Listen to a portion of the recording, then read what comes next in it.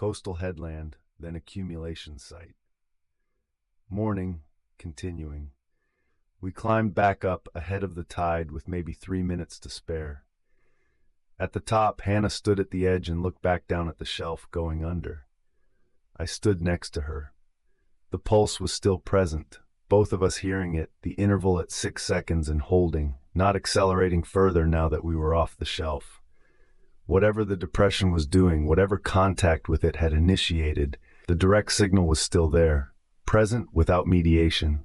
Neither of us spoke about that. We just stood there knowing it was happening and let it be a fact before we decided what to do with it. Then Hannah said, "It's not coming from the shelf." I said, "I know. The shelf is an access point, like the crescent marks, like the step markers. It's a way of touching something, not the thing itself." She said, "Then the thing itself is somewhere inland." I turned away from the coast. The pulse, now that I was listening for it without the device as intermediary, had a quality I hadn't been able to detect before. Not just an interval, a direction. Faint, not the clean bearing the device had given me, but present. Something slightly stronger in one direction than any other. The cliff face. I said, "It's in the headland." She looked at the cliff face running along the northern edge of the coastal path, the rock wall that the headland presented to the sea, old stone, the same geology as the tidal shelf. She looked at it for a moment. She said, "Then we walk the base." We found it 20 minutes later. Not immediately obvious. The headland's cliff face is uneven. Undercut sections, projections, slabs of stone that have partially separated from the main face over time. We walked slowly and I was keeping the pulse interval in my head as a compass, noting when it seemed to strengthen and when it seemed to fall back. It strengthened at a section of cliff where the rock curved inward slightly. Not a cave, not a significant recess, just a shallow curve in the face that you would walk past without stopping unless you were looking for something. We stopped. At the back of the curve, a door. Not framed or fitted into the rock in the way that a building entrance is fitted into a wall. The opposite. The stone itself had been worked into an entrance shape, the rock cut away to form a threshold, the opening low enough that we'd have to duck to enter. No frame, no hinges visible, no handle. The stone of the doorway was the same stone as the cliff face around it and the tidal shelf below it. The same material, the same texture, continuous. Not a building inserted into the headland. The headland itself opened here, no markings on the exterior. No crescent marks, no parallel lines, no symbol from any system I've encountered. The stone around the entrance was unmarked. Just the opening and the darkness beyond it, and the pulse coming from inside at 6 seconds, steady. I looked at Hannah. She looked at the entrance. She said, "No protocol." I said, "No. No sequence. No step markers. No registration requirement." She said, "Because we already passed it." I thought about that, the tidal shelf, the depression, the hand placed in the worn stone, the pulse heard directly. Whatever the accumulation site required of us, we had already met the condition on the shelf below. Not through a procedural sequence, but through something the system read in us directly. We went in. The interior is one room. Small, perhaps 8 meters by 5, the ceiling low, the walls rough cut in the same style as the pre-registry chamber under the collapsed structure, but larger. The stone is the same material throughout, tidal shelf stone, cliff face stone, the same continuous geology. The room was not constructed so much as uncovered, the impression of something that was always here, reached by removing what covered it. No shelving, no catalog drawers, no brass fittings, no crescent marks on the interior walls, no step numbering, no investigator card slots, no document frames, no registration infrastructure of any kind. Nothing that belongs to the archive system as I have come to understand it.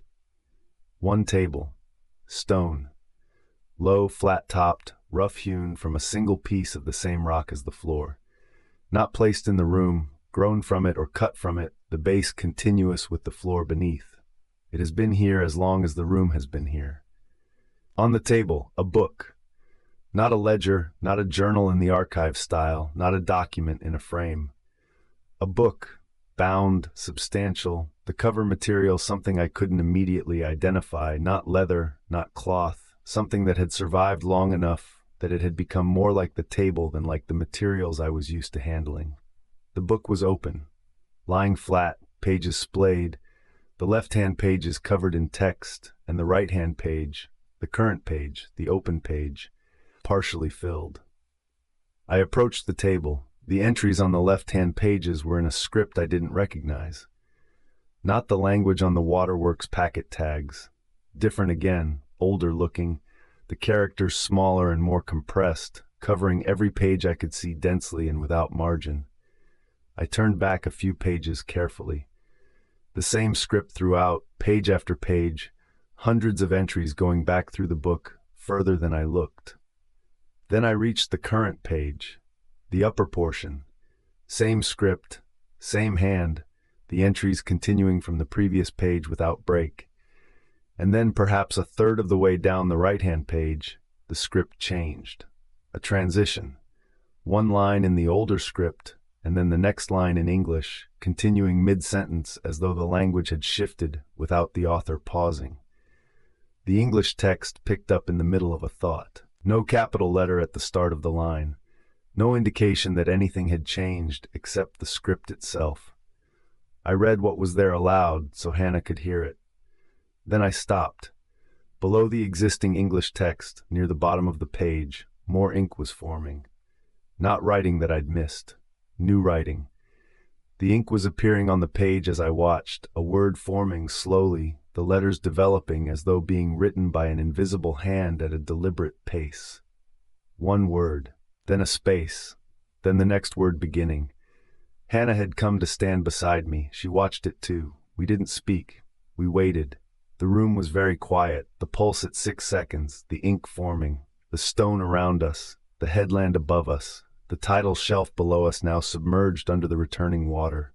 A word formed, then another, then a pause, several seconds, then the next word. The sentence was building toward something. I could see it taking shape, the grammar of it, the direction of it. I could feel what kind of sentence it was going to be before it completed. The kind that reorganizes what you thought you understood. The kind that makes the investigation look different in retrospect than it looked while you were living it. The ink slowed near the end of the sentence. One final word forming, the letters appearing one by one, slower than the rest. The first letter of it was one I recognized immediately. I waited for the rest. Then it stopped. The sentence was complete. I read it. Aloud, the first time, automatically, because the recorder was running and documenting was the habit of the entire investigation. Then I stopped speaking. I looked at Hannah. She had read it too. She was looking at me the way people look at each other when something has been said that changes the shape of everything before it.